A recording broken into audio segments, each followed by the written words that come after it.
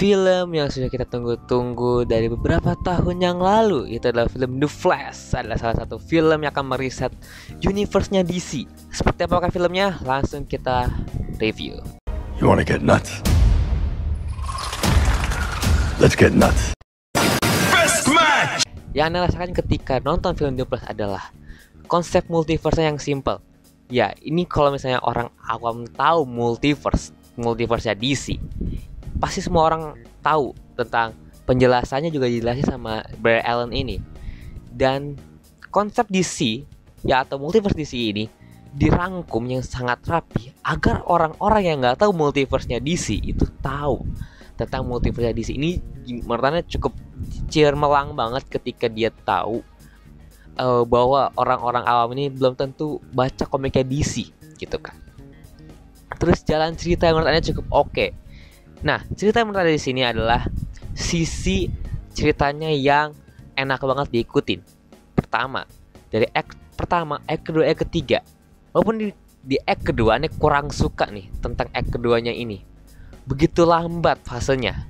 Kalau act 1 itu masih perkenalan, masih enak, dan ke act ketiganya itu menurut Anda oke, tapi ada beberapa sisi yang menurut Anda di act ketiga tuh kayaknya uncut-nya gitu. Tiba-tiba aja kok kesini ininya kan gitu. Cut di film The Flash ini menurut Anda kurang rapi. Takanya kan tiba-tiba aja ada scene yang kesana gitu. Untuk sisi emosionalnya menurut Anda sendiri dapat.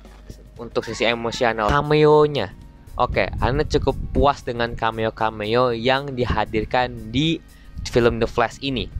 Seperti kita tahu, The Flash ini bakal pakai Speed Force atau dia bakal time travel dan membuat universe baru atau timeline bercabang lah kalau ngomongnya gitu kan. Cameo di sini menurut Anda cukup oke. Untuk fan service cukup oke juga gitu. Anda cukup suka dengan karakter-karakternya ditampilkan, walaupun nggak banyak, tapi udah menurut Anda cukup oke, segitu udah cukup.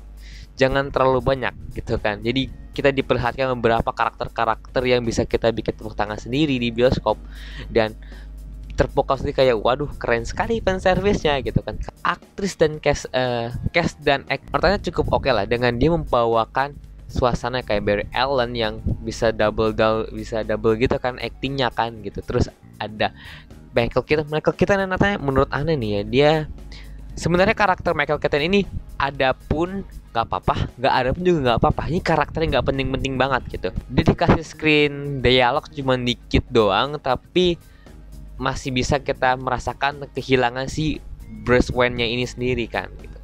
Terus Supergirl atau Kara El.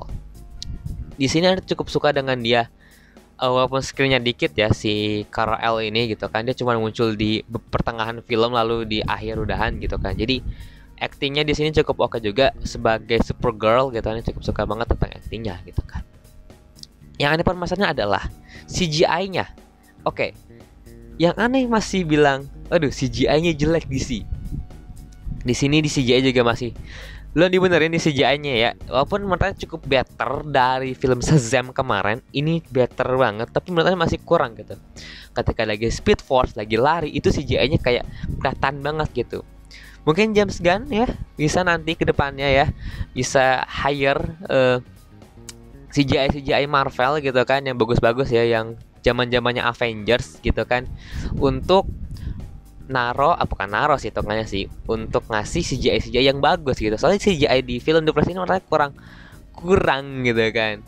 Di sini karakter Bruce Wayne dari Ben Affleck Anda cukup suka banget actingnya, terus actionnya tuh kita sebagai fans Batman yang Ben Affleck banget gitu kan.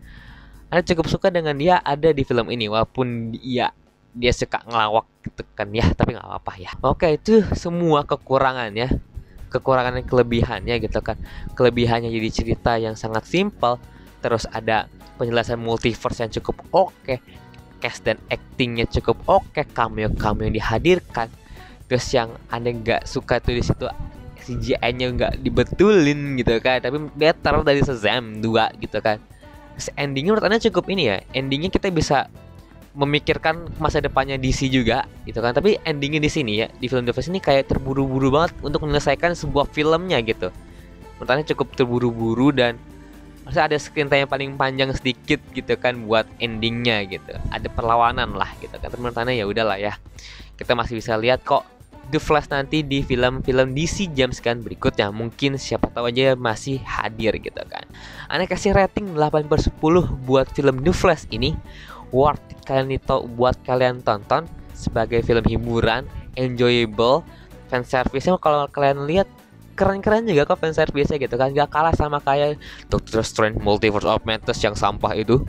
Cuman menurut saya cukup oke juga gitu kan. Walaupun emang sinematografi emang kurang gitu kan, tapi menurut saya cukup ya udahlah. Ini masih better gitu kan. Lumayan bagi kalian tonton buat hiburan. Oke, menurut kalian gimana tentang film The Flash ini yang sudah nonton? Tulis kolom komentar di bawah berapa ratingnya gitu kan. Sampai jumpa di episode Heroes Time berikutnya. Ciao.